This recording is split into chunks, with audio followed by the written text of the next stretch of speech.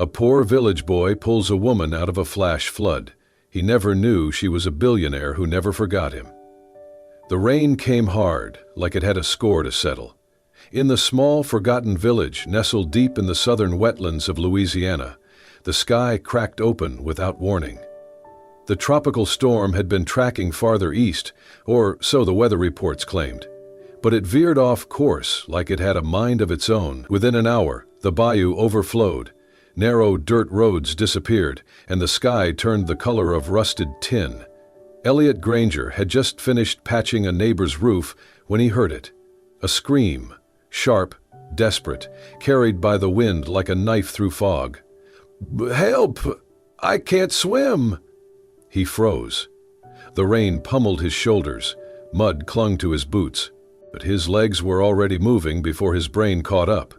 He sprinted down the sloping road that curved toward the old wooden bridge that cut across the lower marsh. The water was already licking at the posts. Through sheets of rain and panic, he saw it. A black SUV, half submerged, wedged sideways against the bridge's edge, its headlights still flickering beneath the rising water. Inside, a woman was pounding her fists against the glass. Elliot tore off his soaked jacket and jumped onto the railing, then down onto the hood of the car. The current rocked the vehicle like a toy. He grabbed the crowbar tied to his tool belt and smashed the passenger window in 3 violent swings. Glass exploded outward into the dark water. Her scream was muffled. She was gasping, crying. I can't breathe." He reached in and yanked at her seatbelt, cutting it with a pocket knife. "I've got you," he said, trying to keep her eyes on him. "Look at me, you're coming with me." She was soaked, trembling, nearly incoherent. "I don't know how to." "Don't worry about swimming. Just hold on." He gripped her arm, pulled her through the window as the SUV groaned beneath them. The back tires lifted, the car was about to go under. "Now!" he shouted, slinging her arm around his shoulder. "We're moving now." The current hit them hard. Elliot kicked, fought the pull of the floodwater. Debris floated past, branches, plastic bottles, a child's tricycle. The woman clung to him like breath. She coughed violently, sputtering. "Stay with me," he yelled over the roar. "You go, I go." "I'm not letting go." Her fingers gripped tighter. It took everything he had to pull her sideways along the edge of the current until they reached the overgrown ruins of an old tool shed. Mostly forgotten, half collapsed against the high bank. He dragged her inside, using a rusted wheelbarrow to block the door as the water continued to creep in. They collapsed onto the wooden floor, both of them gasping. Water lapped at their calves. Elliot pulled a tarp from the corner and wrapped it around her shivering body. The woman's eyes fluttered, barely able to focus. Where are we?" "Somewhere dry enough," he said, crouching beside her.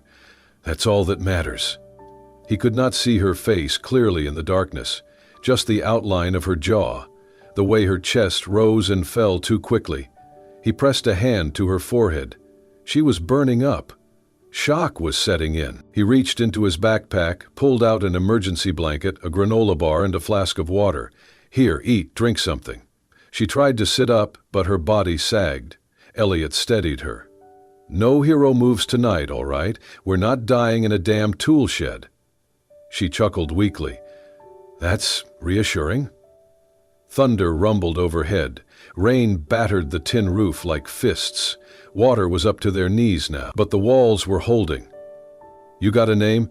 he asked, just to keep her awake. She hesitated. "L. L," he repeated. "All right, I'm Elliot." She gave a faint nod. "Thank you, Elliot." The water was cold, his legs were numb, but he did not care. He sat beside her, gripping her wrist gently, checking her pulse, keeping her awake with stories about the village, about his grandma who raised him, about how he once got chased by a goose named Walter. She laughed, actually laughed, and somewhere, between the flood and the fear, in that half-drowned shed, Elliot forgot about the storm. She drifted into sleep near dawn, her hand still holding his. He did not let go. The rain slowed with the coming dawn, but the floodwater had not yet receded. Gray light spilled through the warped wood of the tool shed, revealing the remnants of a night that felt like it had stretched a lifetime. Elliot hadn't slept. Ellie, or whatever her real name was, lay wrapped in the emergency blanket, her breathing even now, her forehead cooler than it had been hours earlier. Her soaked hair clung to her cheek. Her hands, once trembling, now rested peacefully in her lap. He had kept the fire going all night with dry bark he found stacked in an overturned barrel, and split the last of his granola bar between them, insisting she eat even when she protested. She was alert enough now, calmer, but there was something else in her, something guarded.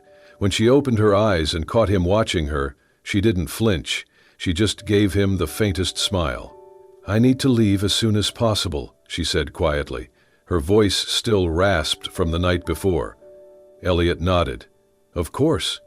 Roads are still out, but rescue boats have been working the lower marsh since sunrise. I've got a friend with a ham radio. I'll get someone here." She pushed herself to sit upright, wincing slightly. "It's not that I want to leave. I have to." He could have asked. Who was she? Why had she been driving through a dead-end bridge in a luxury SUV during a tropical storm? Why was she alone? Why did she seem like she was running from something?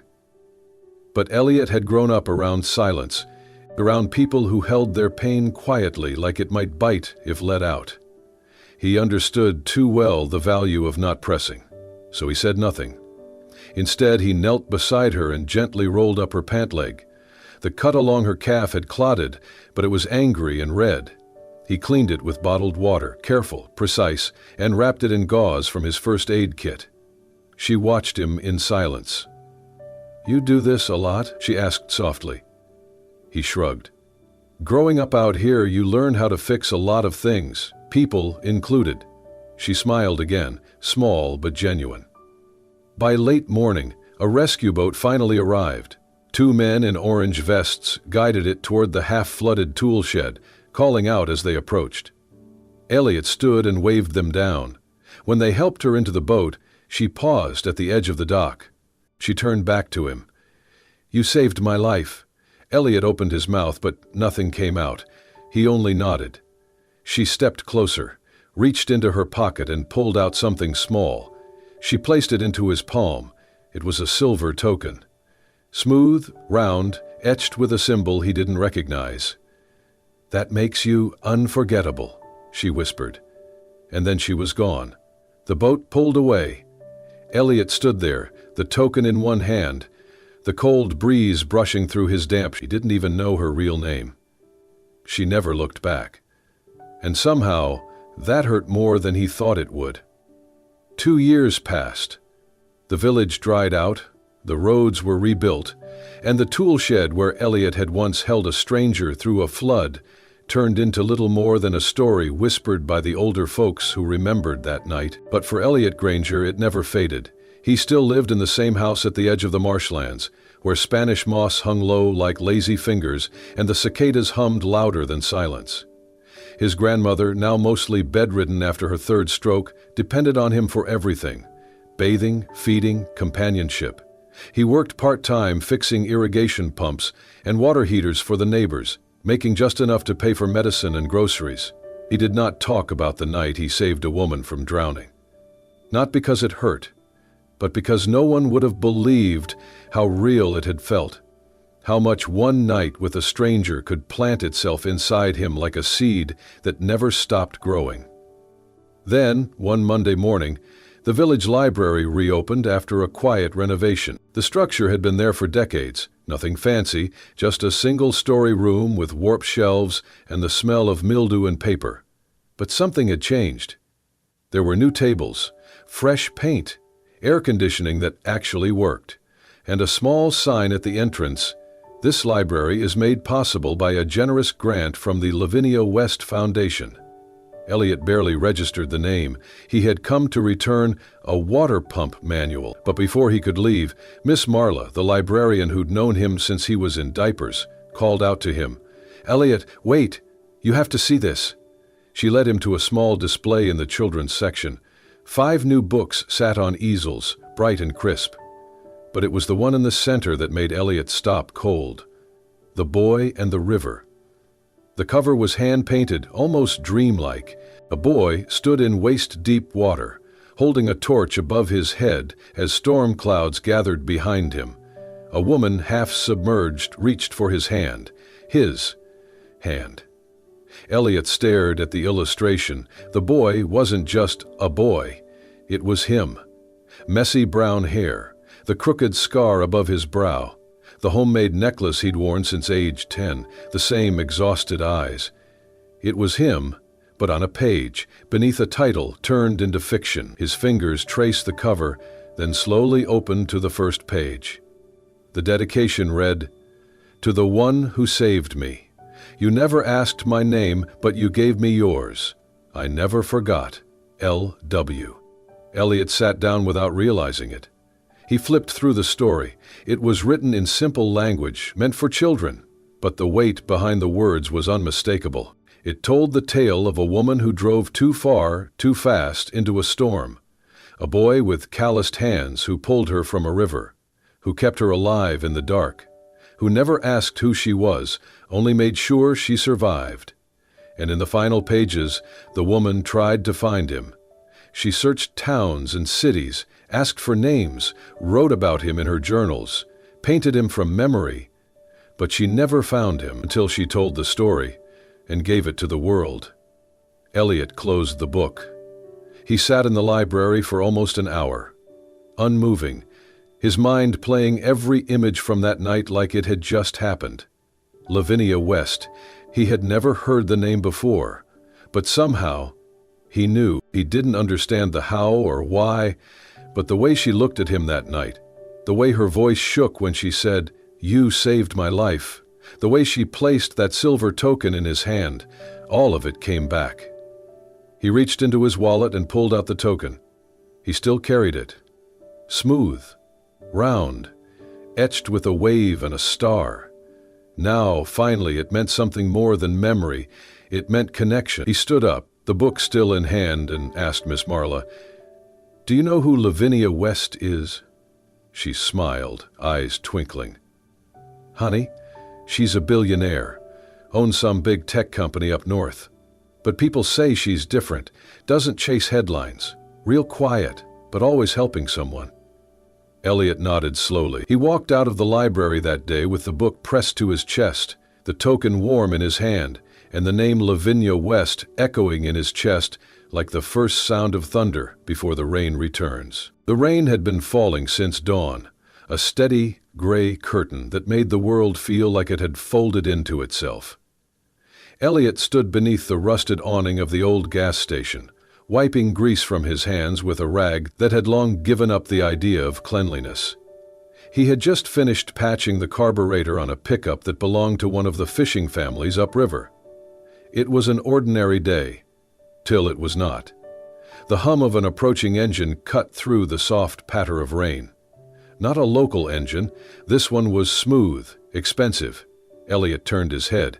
A sleek black SUV pulled into the gravel lot, tires crunching to a stop.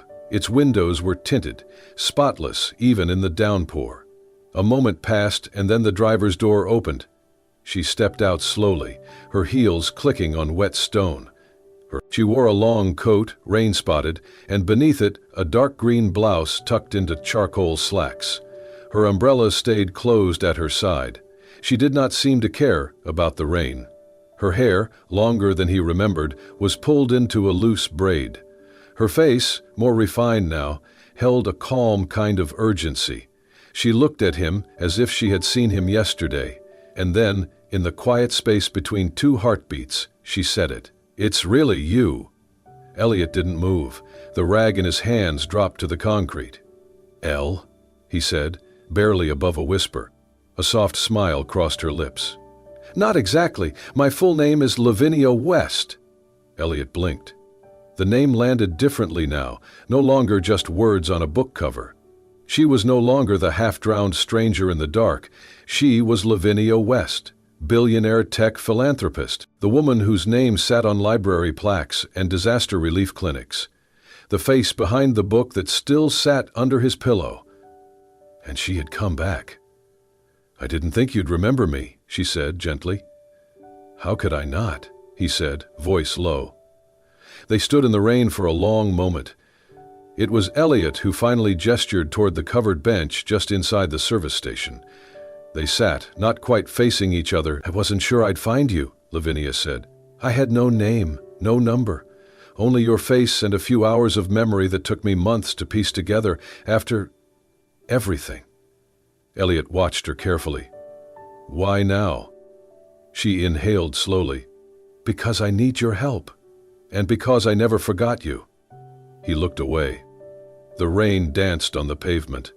"I'm launching a new project," she continued. "A series of community-led resilience hubs in flood-prone regions. Education, supplies, tech infrastructure, shelter, all built with the people, not just for them." She paused. "I want you to help lead the one here, and then come to the city, New Orleans, to start. You'll be on the design team. You know more about survival here than any expert I could pay." Elliot shook his head. I'm not an expert. I fix pumps and change oil. That's what I do." "You saved my life, Elliot. You kept me alive with a tarp and a granola bar. I've read reports from PhDs that taught me less than you did in a single night." His jaw clenched. "I belong here. This place, these people, they're my life." "I'm not asking you to leave them," she said softly. "I'm asking you to build something that makes sure they're not forgotten." He looked at her then, really looked. There was fire in her eyes. Not the polished gleam of cameras and PR shoots, but real, trembling urgency. Passion mixed with fear, like she was asking not just for his help, but for something more. "I thought you left," he said. "That night after they pulled you out, I waited. I looked for a name, anything. You just vanished." Lavinia's shoulders dropped. "I woke up in a hospital 2 days later. Concussion. They said I almost drowned. I remembered the water, your voice, your hands, but not much else. I didn't even know where I'd been rescued from. It took me months to trace the storm path and figure out where I might have ended up." She looked down at her hands. "And when I did, I was afraid." "Of what?" "That you wouldn't be who I remembered. Or worse, that you were, and I didn't deserve to find you." Elliot felt something stir in his chest, a knot that had been there since the day she left. It loosened, just a little. "I read your book," he said. Lavinia smiled, almost shy. "It was the only way I knew how to find you." A beat of silence passed. Then Elliot said, "You're not what I expected, Lavinia West." She turned to him, her eyes soft. "Neither were you." Another gust of wind swept across the lot, and her coat fluttered slightly. "I'll think about your offer," he said at last. "But I won't make promises." She stood. "I don't want promises." Then she hesitated, reached into her coat pocket, and pulled out something small, a silver token. "The same one." "I found another one," she said. "But the first one, the one I gave you, that was always meant for you." He looked at it, then looked at her. And for the first time in 2 years, Elliot wasn't sure where he belonged anymore. But he knew one thing. He had been seen. And something inside him, a quiet ache, began to stir back to life. Elliot never thought the city would feel so cold. Not the weather. New Orleans was still thick with humidity and rain. But the glass and steel, the echo of elevators, the polished silence of executive offices. He had come because Lavinia asked. He stayed because he believed in her. For weeks, he worked alongside her team on a flood recovery initiative meant to support vulnerable communities. His knowledge of land, weather, and rural life proved invaluable. He saw purpose in it, felt part of something bigger, until he saw the file. It was late. Most of the staff had gone home. Elliot stayed behind, reviewing budget reports for the community centers they planned to build. A misfiled document slid from a folder, stamped with the Lavinia West Foundation seal. Project New Eleanora, Flood Control Dam Status. Completed Incident Report, Structural Failure During Storm. Casualties, 3. Displaced Families, 42. Reason, Substandard Construction. Elliot froze. He knew that village. He had walked through its muddy remains after the flood last year. He had helped carry a child through waist-deep water there, And now he saw Lavinia's name at the top of a document tied to the disaster. His hands trembled. The next morning he walked into Lavinia's office, the file clenched tightly in his hand. "I need to know if this is real," he said. She looked up from her laptop, calm at first, until her eyes met the paper. She read it, scanned the damage report, and went completely still. I've never seen this," she whispered. "This wasn't run through my review." Elliot stared at her. "It has your foundation's stamp." "I know, but this wasn't me."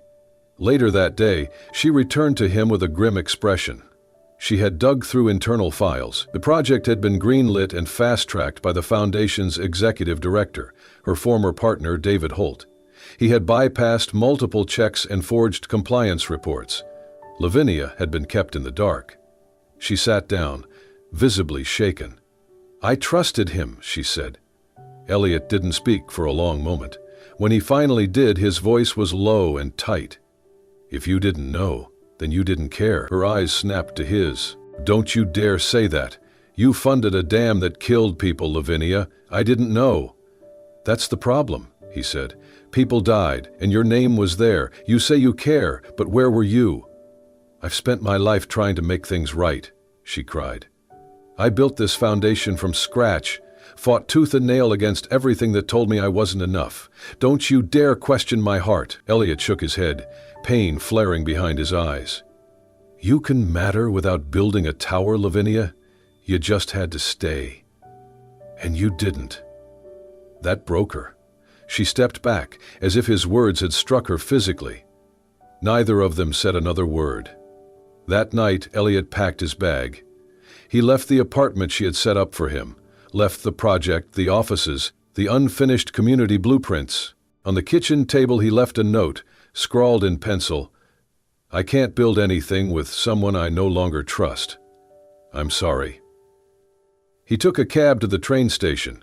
Rain splattered the windows as the city faded into gray behind him. And Lavinia stood in the hallway of her empty apartment, holding the note, reading it over and over again.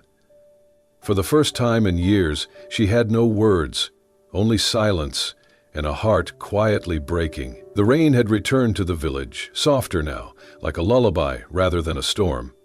Elliot stood by the workshop behind his grandmother's house, sanding down an old canoe for repairs. His hands moved on instinct, but his mind was far away, still stuck somewhere between New Orleans and that office with too many lies and too much silence. He had not answered any of Lavinia's calls, hadn't read her emails, hadn't opened the package she sent the day after he left. He wanted to forget her. But he couldn't forget the way she'd looked at him, half defiance, half breaking, and the way his own heart had cracked when he walked away. Then, one late afternoon, her car appeared again. Same sleek frame, same tinted windows. But this time, she didn't step out. She left a package on his front steps, no knock, no waiting. Just left it there and drove off down the muddy path like she never wanted to force anything again. Elliot watched from the shadows, unsure whether to follow, but he didn't move. The package was a leather-bound notebook, thick, worn at the corners. Inside was her handwriting, elegant, clean, vulnerable. Page after page, Lavinia had written everything. Not just words, but her soul. The first entry was dated 3 weeks after the flood. "I don't remember everything, not the way I want to. But I remember his voice. It was steady when everything else wasn't. There were sketches, rough, childlike, of a tool shed, of Elliot's face, of the silver token she had left in his hand. There were notes about her search, trails gone cold, days she cried when no one was watching. Another entry, months later. Every boardroom felt louder after him. Every applause more hollow. Page after page, she detailed how she had built the foundation to make her survival mean something. How every village she visited, she looked for his eyes.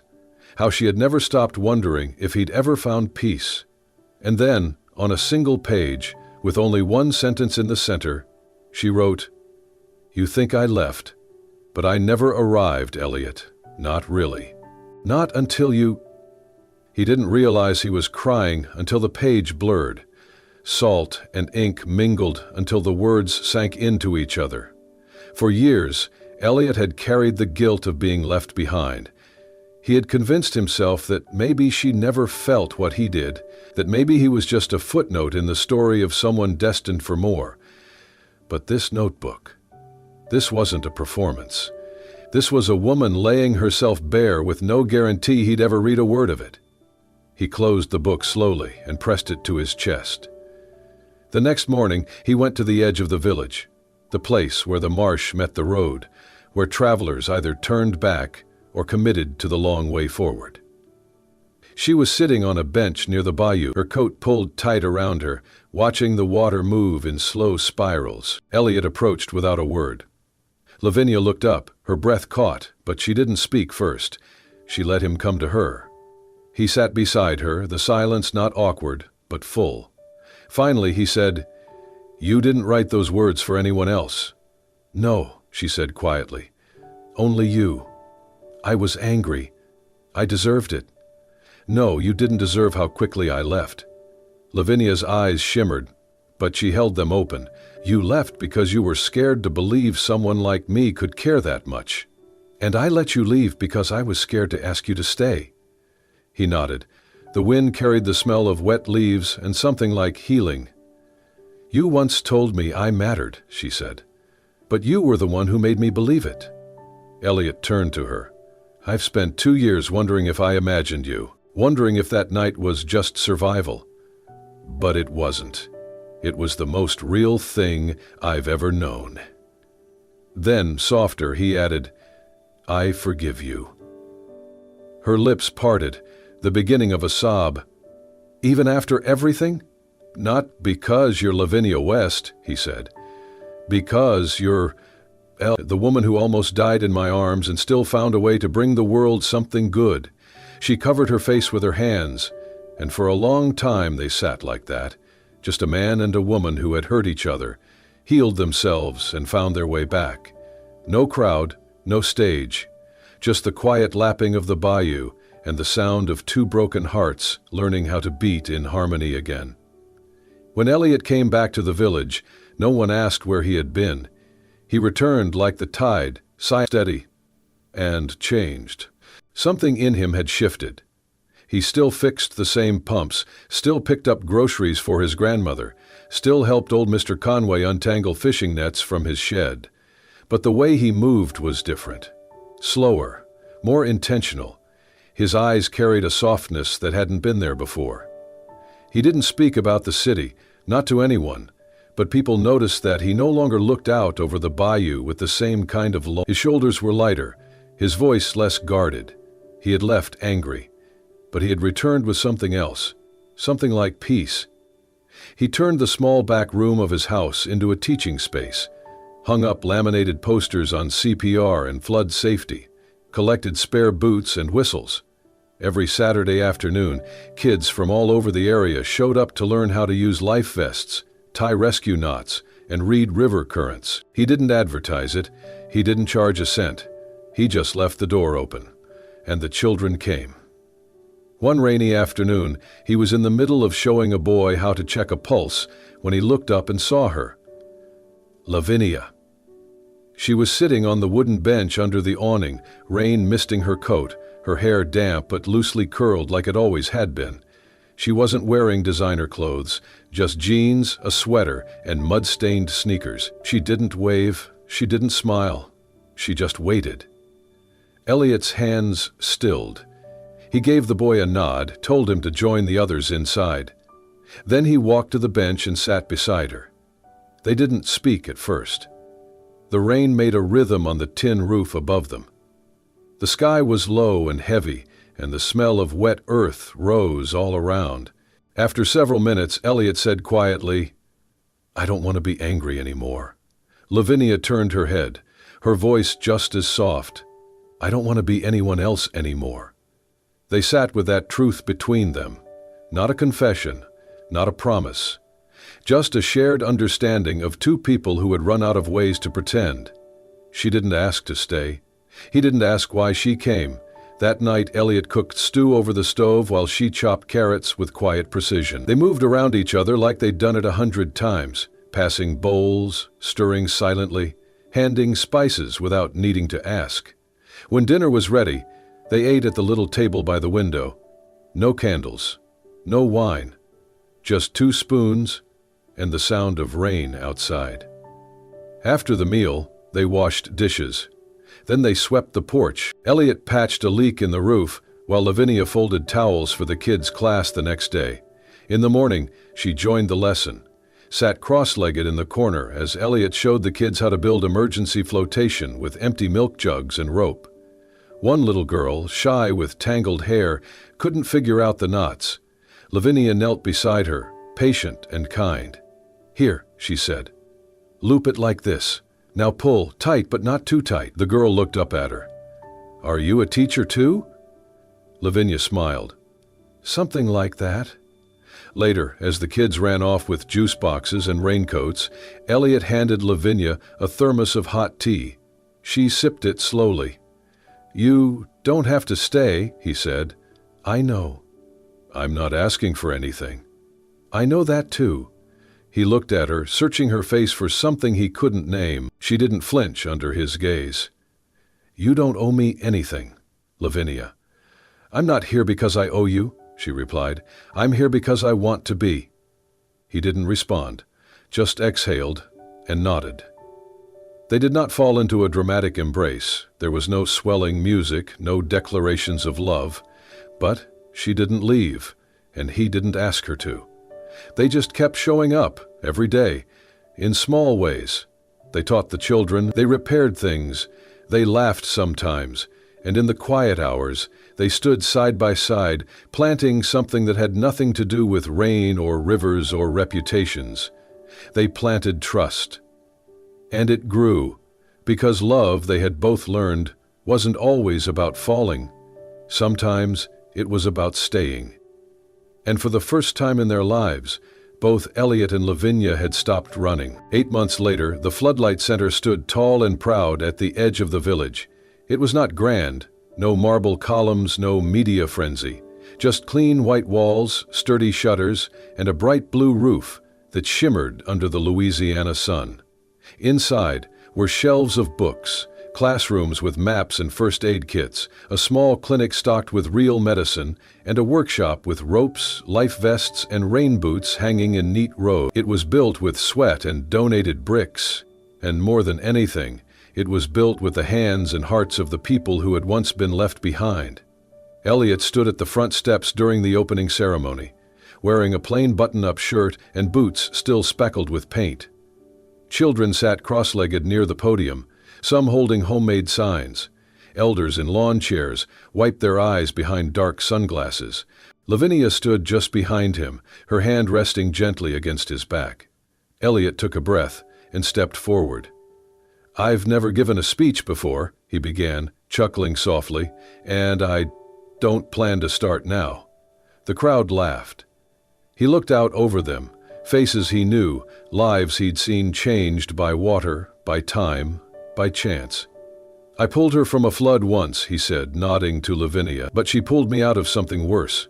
She saved me from drowning in my own doubts, from believing that small lives meant small dreams." He turned, smiling at her. "I never knew who she was, just knew she needed saving.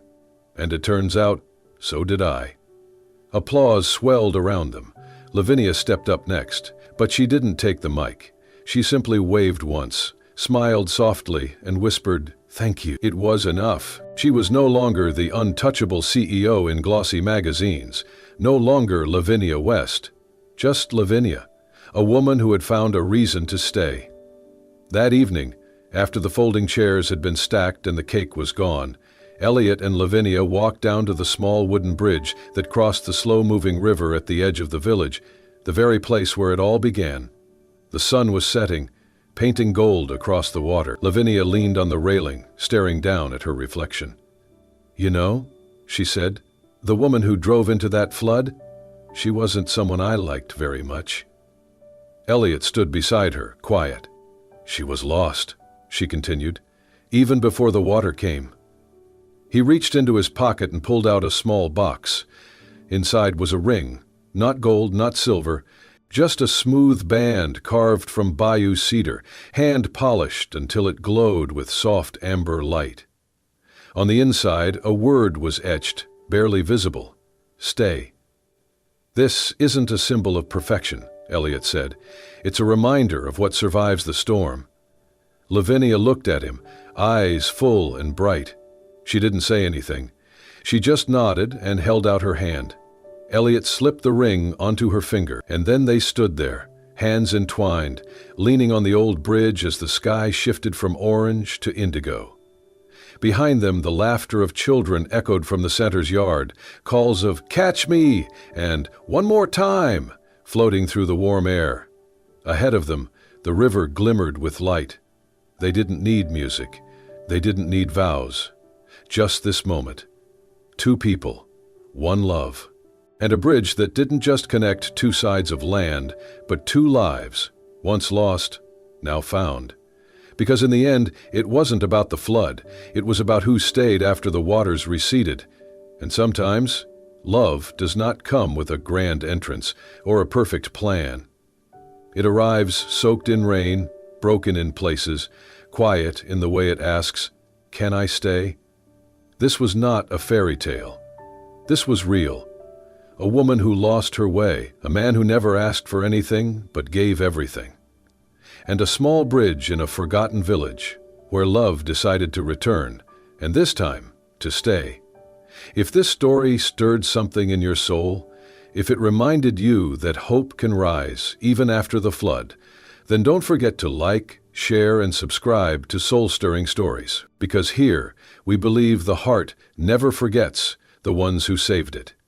Subscribe now for more stories that heal, inspire, and remind you. You are never too lost to be found.